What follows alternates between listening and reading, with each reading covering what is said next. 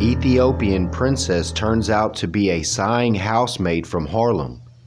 As we know, Noble Drew Ali said you are not Ethiopian, you are Moorish. Rassari Heshla Tamanya, who had all New York eating out of her hand last week, is not an Ethiopian princess at all, according to T.R. Poston, Harlem newspaperman, who ran Her Royal Highness to the earth after Chappie Gardner had hoaxed the city. After all of the New York daily papers had printed pictures and stories of the visiting princess, we got to get them images, brothers and sisters. Poston exposed the true identity of the royal visitor in the news.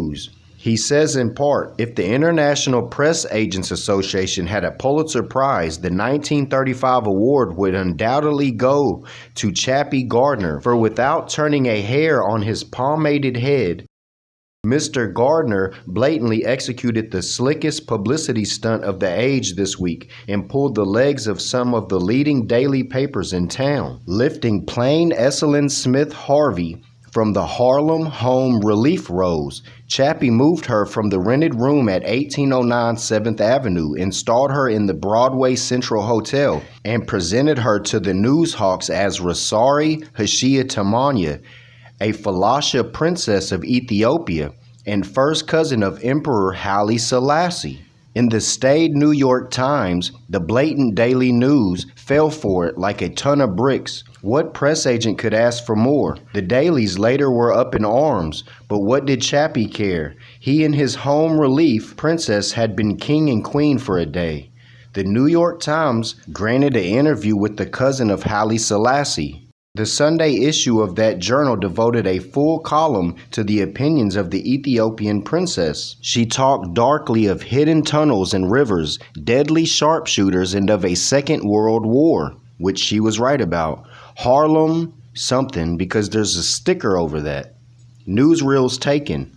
But before the goofballs reached the downtown offices of the newspapers, as they finally did, and sent a bevy of indignant reporters scurrying to Harlem to ask, who is this Chappie guy anyway? Before Mr. Gardner, president of the Ethiopian Press Association, was unmasked, the newsreel men hastened to the Broadway Central and recorded for posterity the valuable visions of the home relief royalty. It was really the crowning event in Chappie's hectic career, a career which has advanced him from publicity man to promoter, from promoter to beauty product salesman, from salesman to theatrical agent, and from agent to a council of royalty.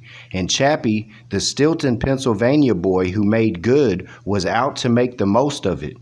Had handmaidens. It was a great show they put on at the Broadway Central. The princess, who according to the record was born Esselyn Smith in the British West Indies in 1906, was really a regal figure. On her left, the Monsieur Chappie Gardner, president of the Ethiopian Press Association. On her right was Grand Sheik F. Turner Ale of the Cincinnati, Ohio Turner Ales, who posed as the Moorish consul of Brooklyn. No one apparently took the trouble to see if the Moorish consulate ever registered here. It isn't. Two dark handmaidens, the Times described them as Sheba and Kumba Portez, the princess ladies in waiting, approached her at regular intervals, and to quote the Daily News, sprinkled her black hair, great headdress, and voluminous folds of vivid red, yellow, and green cloth enveloping her plump body with exotic perfume. And the cousin of Haile Selassie talked endlessly of Italy's impending doom in the hills of Somaliland. Statements conflict. Of course, there was a few slips. The princess is reported to have told the Daily News that she was 32 years old. Previously, she had told the Times that her father, Prince Jacob Haile, had been killed in the Battle of Adawa in 1896. Had any of the European reporters cared to compare the two statements, which they trustingly did not, it might have occurred to them that the princess had been born 7 years after the death of her father.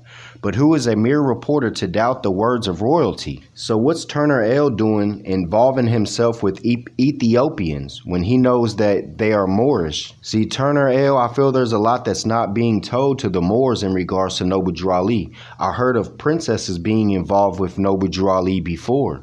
And when they spoke of Somaliland, remember I showed you the image of Duri Ali, who was the Sharif of Somaliland. He looks like Noble Drew Ali in his 60s. I feel there's a lot that's not being told, but the keys will be released, no doubt. They said she didn't know her age, and we have that in the clippings that the Moorish women took pride in not knowing their age, so they didn't keep count, so she really didn't know her age. So I see her as a Moorish princess. Again, there's confusions that's put in these newspapers of Europeans, so you got to distinguish, the truth and the odd from the falsehood. We also just found out that the Turner Ale Temple is the earliest I seen Moorish Americans using the consulate since all the way back to 1935. So that's where the consulate came from, was one of these Turner Ale temples and other temples.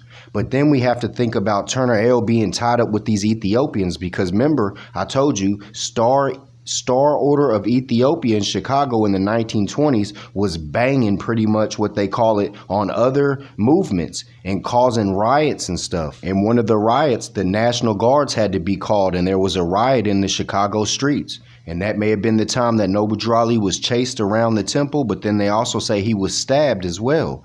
So this is the son and daughter, Prince and Princess of Haile Selassie. And as you see, they are Moors. Look at their hair. They are Moors. Look at their tone of their skin. They are Moors, brothers and sisters. So I don't know if there was a conflict. Like I said, when Noble Drew Ali said, "You're not Ethiopian," that basically was getting ready to shut down all of the Ethiopian movements. When he said, "You are not Negro," that was going to shut down all the Negro movements. When he said, "You're not black," that's supposed to shut down all the black movements. So it was kind of threatening to those that didn't want to listen to Ot from the Prophet, Then you have F. Turner L., who knew the protocols of Noble Drew Ali, and he used that to acquire things, just like this Homestead, Berkshire Homestead of Massachusetts, covers 326 acres. I sent this to the GS, and I know he's getting ready to do the demonstration soon, I hope.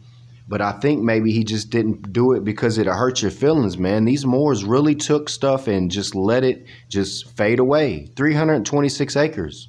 I know Moors right now that have the tiny homes, even like me. I have a temple, and it's a 20 by 20, and it can be moved at any time, but it's a temple. It can be used, and that land could be used for a lot of Moors and those that assist.